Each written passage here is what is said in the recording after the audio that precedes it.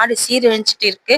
ஒரு பக்கம் கொலை நடக்குது, ஒரு விவசாய வர எரிச்சு கொண்டு இருக்கிறாங்க, ஒரு திருநங்கை எரிஞ்சிருக்கிறாங்க. அந்த திருநங்கைய வந்து பைக்ல வச்சு கூட்டிட்டு போயிருக்காங்களே தவிர அவங்களுக்கு ஒரு ஆட்டோ கிடைக்காம போயிடுச்சு. இன்னொன்னு ஒரு ஆம்புலன்ஸுக்கு இல்லாம ஆம்புலன்ஸ்ல கொண்டு போக முடியாத சூழ்நிலையில ஆயிட்டாங்க போல இருக்கு. ஏன் எதுவுமே கிடைக்கலனா கூட நம்ம நாட்டு ஜீப் இருக்குல்ல, தமிழ்நாட்டு ஜீப்பு, கவர்மெண்ட் ஜீப் இருக்கு இல்லையா, ஒரு உயிர் தானே காப்பாற்றப்பட்டிருக்கலாம் இல்லையா, அதுவும் சரி ஓகே முடிஞ்சு போச்சு. இந்த மாதிரி ஒவ்வொரு விஷயமும் வந்துட்டு நம்ம நம்ம நம்ம நாட்டுல வாழ முடியுதா இல்ல நரகமா இது நாடான்னு தெரியாம வாழ்ந்துட்டு இருக்குது. ஒரு பக்கம் கொலை கற்பழிப்பு, ஒரு பக்கம் வந்து போதை பொருள், ஒரு பக்கம் விலைவாசி. இந்த கரண்ட் பில் கேட்டா மயக்கம் வருதுங்க. ஒவ்வொரு வாட்டி எங்களால கரண்ட் பில் கட்டவே முடியல, அவ்வளோ 4 மடங்கு அதிகமாயிடுச்சு. அரிசி பருப்பு விலைன்னு சொல்லிட்டு எது எடுத்தாலும் விலை அதிகமா இருக்கு. வாழ்வா சாவான்னு வாழ்ற காலகட்டத்துலதான் நாங்க இருந்துட்டு இருக்கோம்.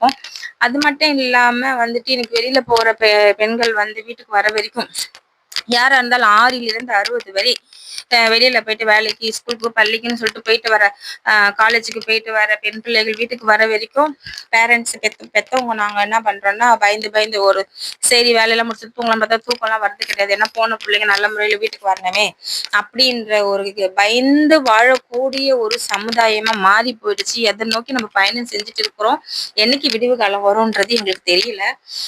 ஏன் இதெல்லாம் வந்து அதிகாரிகள் வந்து முதலமைச்சர்கள் தெரியப்படுத்துறது இல்லைன்னு தெரியல. அவருக்கு தெரியுமா தெரியலையான்னு தெரியல. அப்படி அவருக்கு தெரிஞ்சா அவர் வந்து ரொம்ப பாசமா நம்மளுக்கு அப்பான்னு சொல்லியிருக்கிறாரு.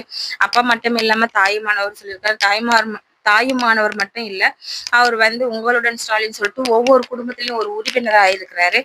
இதெல்லாம் வந்து அவருக்கு தெரிஞ்சிருந்தா ஒரு இரும்பு கரம் கொண்டு இதெல்லாம் சரி பண்ணி இருப்பாரு அப்படின்னு நாங்க நினைக்கிறோம். ஏன் வந்து அவருக்கு தெரியப்படுத்தலையா இல்ல தெரிஞ்சுதான் அவர் வந்து வேற வேலைகள் அதிகமான கவனத்தை செலுத்திட்டு இருக்கிறாரா அப்படின்றது தெரியல. வாழ்வா சாவான்ற ஒரு பயந்து வாழ வேண்டிய சூழ்நிலையில தான் இந்த தமிழ்நாடு போய்கிட்டு இருக்குது. என்னைக்கு விடியல் காலம் வரும்னு தெரியல. மக்களே புரிஞ்சு நடந்துக்குங்க. இதெல்லாம் வந்து கேட்கவும் கூடாது. கேட்டாக்கா சட்டவிரோதம் சொல்லிட்டு நம்மளுக்கு வந்து கேஸ் போடுறாங்க. கேட்காம நம்மளால இருக்க முடியல. அதனால நான் என்னுடைய கருத்தை சொல்றேன். ஏன்னா இது வந்து கருத்து சுதந்திர நாடு. என்னுடைய கருத்து வாழ தகுதி இல்லாத நாடா போயிடுச்சுன்றது என்னுடைய கருத்து சொல்றது என்னுடைய உரிமை. இன்னொன்னு நான் சொல்ற ஒவ்வொரு விஷயமும் பொய்யோ புரட்ட கிடையாது. மீடியால வரதை தான் நான் திருப்பி உங்க கையில சொல்றேன். தனியா நான் வந்து பார்த்து கண்டுபிடிச்சல எதுவுமே சொல்ல, அனைத்துமே மீடியால வரக்கூடிய விஷயங்கள் தான். அதனால நானும் எடுத்து என்னுடைய பங்குக்கு என்னுடைய கருத்தை நான் சொல்ல வரேன். மக்களே சிந்திச்சு செயல்படுங்க.